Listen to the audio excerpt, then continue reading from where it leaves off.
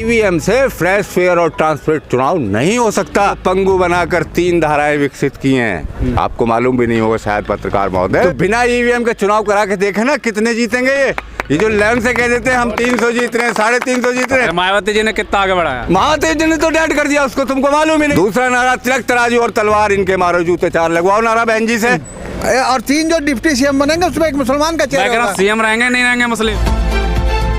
नमस्कार, आदाब, आप देख रहे हैं एमजेड खबर और मैं आपके साथ जुनैद अंसारी। और लगातार हम उत्तर प्रदेश में घूम रहे हैं और चुनावी जो माहौल है जानने की कोशिश कर रहे हैं। अब ईवीएम का मुद्दा है, आप ही मुझे बताइए कितनी वीडियोस देखी है बहन जी इनकी आपने? ईवीएम के मुद्दे की कितनी बार उखाड़ा उन्होंने? ईवीएम एक बड़ा मुद्दा है क्या? बहुत बड़ा मुद्दा है। चुनाव तो जब लड़ते हैं पार्टी तब तो ईवीएम याद नहीं आता, जब हार जाते हैं तो ईवीएम याद करते हैं ना। हम तो बिल्कुल हर कैडर में, हर कार्यक्रम में ईवीएम पे चुनाव लड़ेंगे। आप लड़ते हैं, लेकिन हम पूरा प्रयास करेंगे ईवीएम के मुद्दे को भी रखेंगे और उस पे ईवीएम पे जो वीवीपैट मशीन है वो हर जगह होनी चाहिए। हमें तो खैर दोनों पे विश्वास नहीं है। हम ये थोड़ी विश्वास आप किसी सुनो, देखो 4 पिलर होते हैं देश में, 4 पिलर मनुवादियों के कब्जे में, वो चला रहे हैं अपनी। हम तो केवल मुद्दे की बात, हम जो संगठन के माध्यम से, हम नई पार्टी तैयार करने के माध्यम से हम अपनी बातों को रख सकते हैं। जब हमारी पावर आएगी, कहीं सीट आएंगी, तो ईवीएम के मुद्दे को जड़ से उखाड़ने की बात करेंगे। ईवीएम की बात तभी होती है जब हार जाते हैं पार्टी। नहीं ऐसा नहीं है। और हम 2015 से रेगुलर ईवीएम के खिलाफ, और हमने देश में कन्याकुमारी से लेकर कश्मीर से लेकर कन्याकुमारी तक हमने आंदोलन किया है ईवीएम को लेकर, ईवीएम के खिलाफ। क्या हुआ? सरकार तो फिर भी नहीं। और सुप्रीम कोर्ट में आपको मालूम होना चाहिए, भारत का सुप्रीम कोर्ट 8 अक्टूबर 2013 में निर्णय देता है। अगर देखना चाहते हैं तो वो भी लाकर दिखा दूंगा मैं जी। क्या निर्णय देता है, पढ़ो जरा उसे, कि ईवीएम से फ्रेश, फेयर और ट्रांसपेरेंट चुनाव नहीं हो सकता। इसमें वीवीपैट लगना चाहिए। लेकिन 14 का चुनाव बिना वीवीपैट के हुआ। और जो चुनाव आयोग है, ईवीएम चोर है और चुनाव आयोग चोरों का सरदार है। हम तो ऐसा कहते हैं। बड़ा आरोप लगा रहे हैं आप। हाँ, ऐसा लगाएंगे हम, खुल्ला लगाएंगे। चोरों का आरोप, चोरों का सरदार है चुनाव आयोग।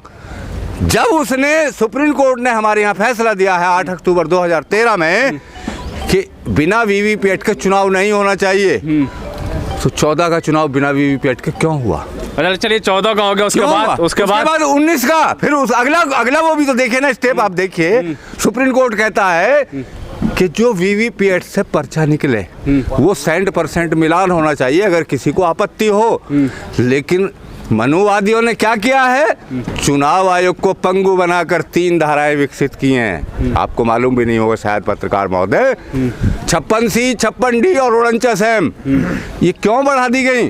क्यों निरस्त नहीं करता चुनाव आयोग इन धाराओं को?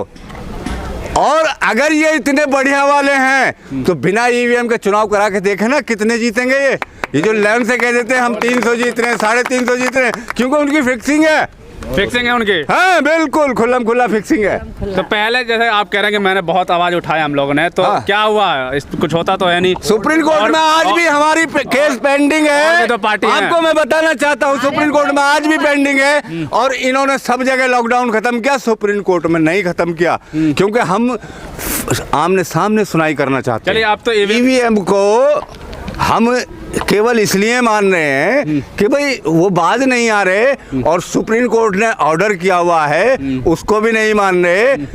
प्रेस काउंसिल ऑफ इंडिया ने आज तक 8 अक्टूबर 2013 से एक लाइन नहीं छपी जिससे जनता को मालूम होता कि ईवीएम खराब है।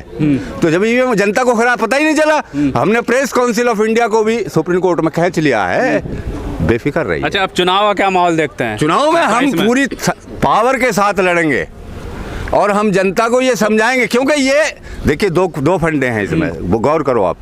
ये पहले एटमॉस्फेयर बनाते हैं क्योंकि सारी प्रेस पर कब्जा है उनका, और उस माहौल को बनाकर फिर ईवीएम को सेट कर लेते हैं। लेकिन जब माहौल ही दूसरी तरफ बनेगा तो फिर ईवीएम सेट करके दिखाना ना।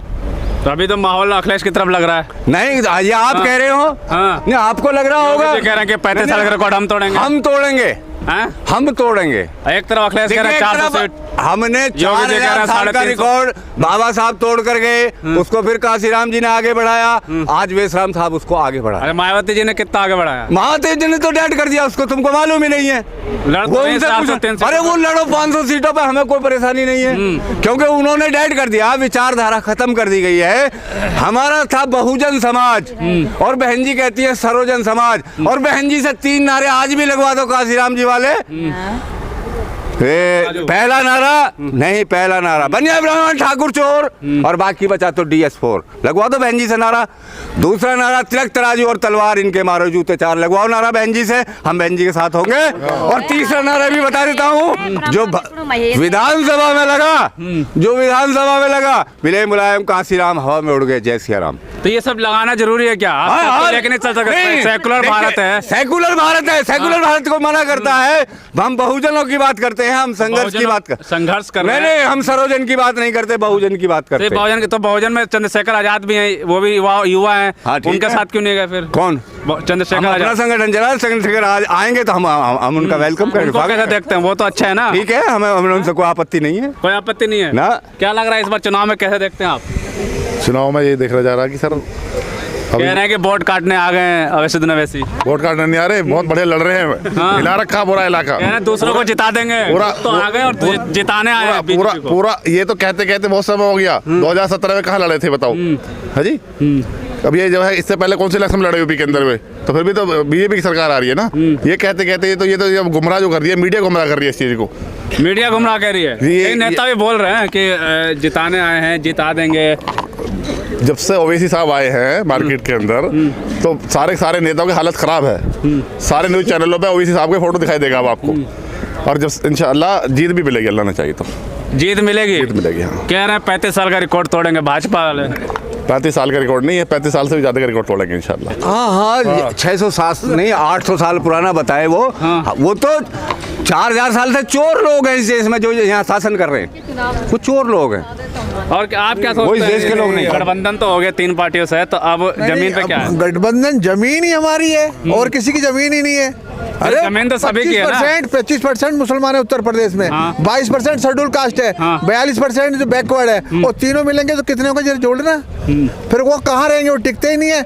अगर हम 2 भी मिल जाते जब भी नहीं टिकते। आप तो बैकवर्ड भी, बाबूराम कुशवाहा भी हैं, वो भी आपके साथ आ गए। कुशवाहा भी हैं, और उसके साथ में और भी बहुत सारे जो है कमिश्नर लेवल के संगठन है, जिले लेवल के संगठन है, प्रदेश लेवल के संगठन है, और भारत राष्ट्रीय परिवर्तन दल जो है उसके साथ में 41 लोग काम कर रहे हैं, 41 संगठन काम कर रहे हैं। और हम इसमें नहीं कर रहे हैं काम केवल उत्तर प्रदेश में, 31 राज्यों में काम कर रहे हैं, 567 जिलों में हमारा संगठन है, 4000 तहसीलों में हमारा संगठन है, 22,000 से ज्यादा ब्लॉकों में हमारा संगठन है। तो और जमीन पे क्या देखते हैं? हकीकत क्या यूपी चुनाव में? जमीन हमारी, 35 साल का नहीं, जमीन आपकी है, जमीन हमारी है। रिकॉर्ड तोड़ते हैं हमें जब भी हम अपनी फुल फॉर्म में आ जाते हैं। हाँ। जब दलित मुसलमान मिलता है, बैकवर्ड मिलता है, तो रिकॉर्ड टूटता है अपने आप ही। लग रहा है कि तो मिलेंगे दलित मुस्लिम दोबारा एक साथ होंगे क्या? मैं तो ये जानता हूँ। हाँ, क्योंकि बहन जी ने भी एक बार किया था जय भीम जय भीम। नहीं, बहन जी अपनी जगह ठीक है। गठबंधन है जिसने कहा कि डिप्टी सीएम मुसलमान होगा। आज तक किसी ने कहा? माया जी तो खुद सुपर बनना चाहते हैं चीफ मिनिस्टर, अखिलेश जी खुद बनना चाहते हैं। क्या जिनकी वोट ले रहे हैं? मुख्यमंत्री कौन बनेगा? मुख्यमंत्री 5 साल के पीरियड में 2.5 साल शेड्यूल कास्ट का खेलेंगे, और 2.5 साल होगा बैकवर्ड का, और 3 डिप्टी सीएम बनेंगे, उसमें 1 मुसलमान भी होगा। सीएम होगा कि मुस्लिम नहीं होगा? सीएम डिप्टी सीएम होगा ना। सीएम और सीएम बता तो दिया तुम्हें, 2.5 साल हो रहे हैं, 30 2.5 साल बैकवर्ड, 2.5 साल जो है बैकवर्ड का, 2.5 साल शेड्यूल कास्ट का मुस्लिम, और 3 जो डिप्टी सीएम बनेंगे उसमें 1 मुसलमान का चेहरा होगा। सीएम रहेंगे नहीं रहेंगे मुस्लिम? हाँ जी, हमारा भी गठबंधन हो गया 3 पार्टियों से।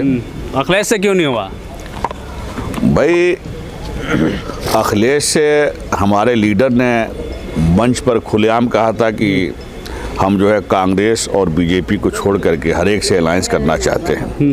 अखिलेश यादव ने उन छोटे छोटे तमाम दलों को बुलाया जिनका ज़मीन पर कहीं भी वजूद नहीं, लेकिन हमारे सदर को, हमारे कायद को इत्तेहाद के लिए नहीं बुलाया। और अखिलेश यादव ने कई जगह भरे मंचों पे कहा कि हम ओवैसी साहब की पार्टी से जो है अलायंस नहीं करेंगे।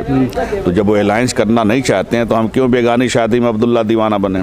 कह रहे हैं कि आए हैं बाहर से यहाँ पे बेगानी शादी में, तो आपको बताते हैं कि अब्दुल्ला दीवाना हो रहे हैं यहाँ के। अब भाई बाहर से तो मोदी जी भी आकर यहाँ पूरा खूंटा गाड़ के बैठे हुए हैं बनारस के अंदर।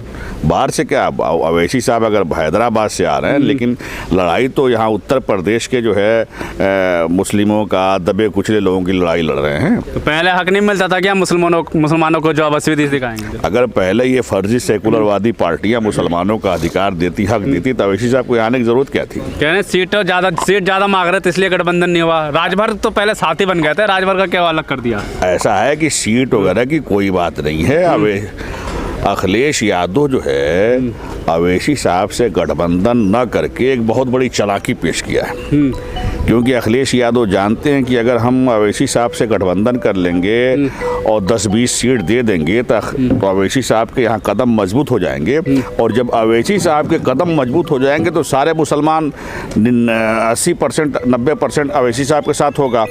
फिर हम मुख्यमंत्री का ख्वाब देखना तो बहुत दूर की बात है। इटावा और सैफे में चेयरमैनी के चुनाव हमारे लिए लड़ना मुश्किल हो जाएगा।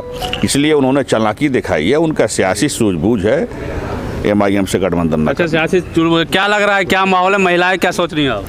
महिलाएं तो खैर जब अगर आप मैदान में उतर के देखें तो कुछ महिला भटकी हुई हैं और हमें उन्हें भटके हुए रास्ते से हमें लाना है। कौन भटके में? जो आपके साथ नहीं वो भटका हुआ है क्या? क्यों नहीं भटका हुआ है? एक तरफ तो फ्री राशन दिया जा रहा है, गेहूं और चावल बांटे जा रहे हैं, लोगों को खाना नहीं देंगे। सुनो, हमें तो रोजगार और शिक्षा चाहिए। क्यों नहीं स्कूल यूनिवर्सिटी कॉलेज खुलवाए जाते हैं? क्यों नहीं रोजगार दिया जाता है? हमें रोजगार जरूरी है या ये भीख में नाज जरूरी है? 4.5 लाख कहाँ दे रहे हैं? केवल वो बातों में दे रहे हैं, हकीकत में कुछ नहीं है, केवल बातों में नहीं है, कुछ भी नहीं है। सब परसेंटेज निकाल के हम बिना वजह के बात नहीं करते हैं। फिर भी तो कह रहे हैं 35 साल का रिकॉर्ड तोड़ देंगे योगी जी। ऐसे कहने से क्या है? हम 100 साल का रिकॉर्ड, हम तो 4000 का रिकॉर्ड तोड़ के दिखा रहे। 4000 साल का क्या हमारे दबे कुचले लोगों पे क्या बीती है, क्या किया उन सभी लोगों के साथ? 4000 साल का रिकॉर्ड तोड़ेंगे? बिल्कुल। तो बहन जी भी तो है, बहन जी क्या करेंगे फिर? बहन जी जो करें वो करती रहें, वो भी उनको पूरी फ्रीडम है, जो चाहे करें, हमें कोई शिकायत नहीं है बहन जी से। बहन जी को छोड़ के आपने मीम जैसे लोग क्यों पकड़ा है?